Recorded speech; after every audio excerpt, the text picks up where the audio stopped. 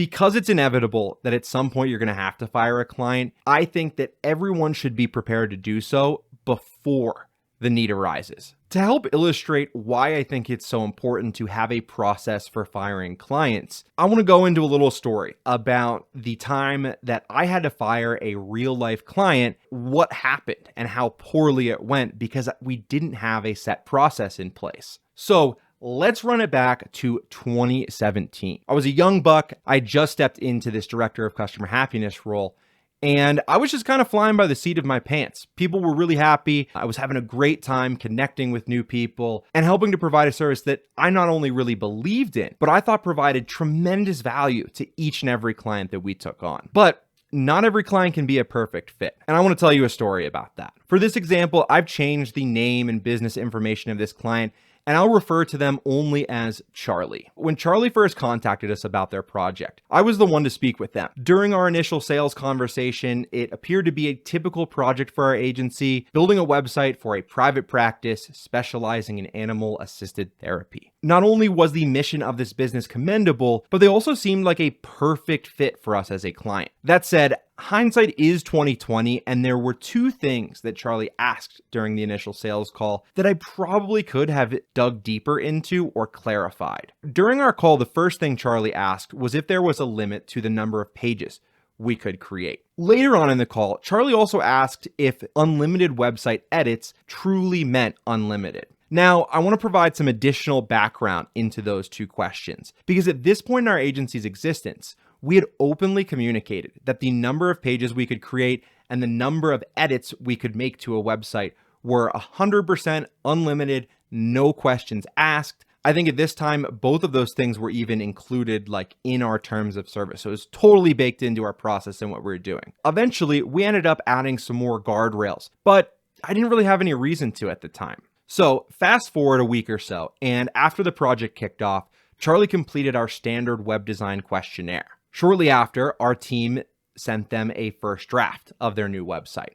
When building the first draft of a website, at our agency, we focused on nailing down the overall design, colors, fonts, imagery, etc. And in order to maximize our effectiveness, we would only initially design 3 to 4 pages and communicate to the client that we could always add additional pages once the design was finalized. So we sent this first draft to Charlie. After seeing the first draft that we sent them, Charlie communicated that while the web design looked okay as a starting point, the rest of the website was completely wrong, and that they would follow up with a list of revisions for us to make. Okay, no problem, we thought. Revisions, totally normal, happen all the time. We'll knock those out. We'll get this project back on track and make the client happy. Now is when things get juicy. You can probably imagine our surprise when Charlie sent us a Google Drive folder with 97 additional pages they wanted us to add to the website. If you build websites for clients, this might sound like a nightmare to you. To us, not only was this a massive request, but at this point in the evolution of WordPress, where we were building all of our websites on at this time, the WordPress platform had a 99-page limit, meaning that even if we wanted to create all of these pages for Charlie, it wasn't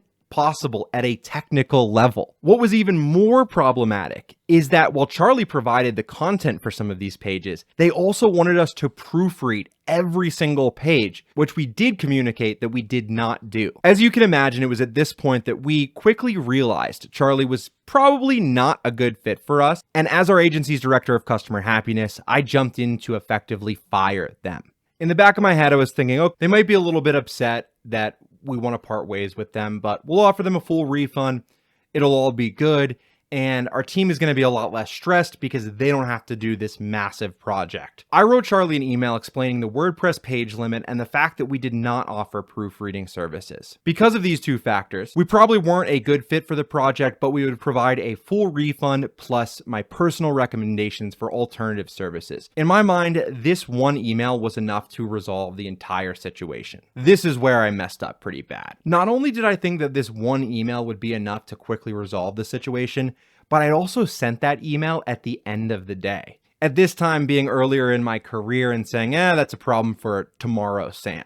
Because I sent it at the end of the day, I missed 3 calls from Charlie and come back in the next morning to a very upset email. In this email, Charlie pointed out that while they could accept that we didn't offer proofreading for website copy, we openly advertised that we provided unlimited page creation and unlimited website edits. And Charlie pointed out, I had actually reaffirmed this on the call when they had asked. Because of these things, Charlie said, it could only be a personal reason for insisting that we now want to part ways. And Charlie made it really clear that if we couldn't come to an agreement, they would post negative reviews online and communicate to every person they knew how unethical our business practices were. Well, there are some cases where firing a client can be cut and dry. In this example, Charlie hadn't actually done anything wrong. There was never any foul language or outright contract violations. And at the end of the day, the fault rested solely on our agency for not better defining our unlimited page creation and website edits. And then it was on me, compounding the issue by sending a quick "see you later" email at the end of the day, instead of having a conversation with Charlie where I could explain our missteps and hopefully come to a more amicable resolution. Ultimately, we had no choice but to agree to complete Charlie's project, incurring a huge cost and requiring many additional hours of work. But it was our mistakes that got us into this situation, and it was our responsibility to make it right. So we ended up agreeing with it. We would create all of their additional pages up until that 99-page limit that was the limitation of WordPress, and that we would provide as many edits as they wanted, but we did not offer proofreading services. That said, if we had put a process in place before firing a client and getting into the situation, it would have saved us a significant amount of time, money, and frustration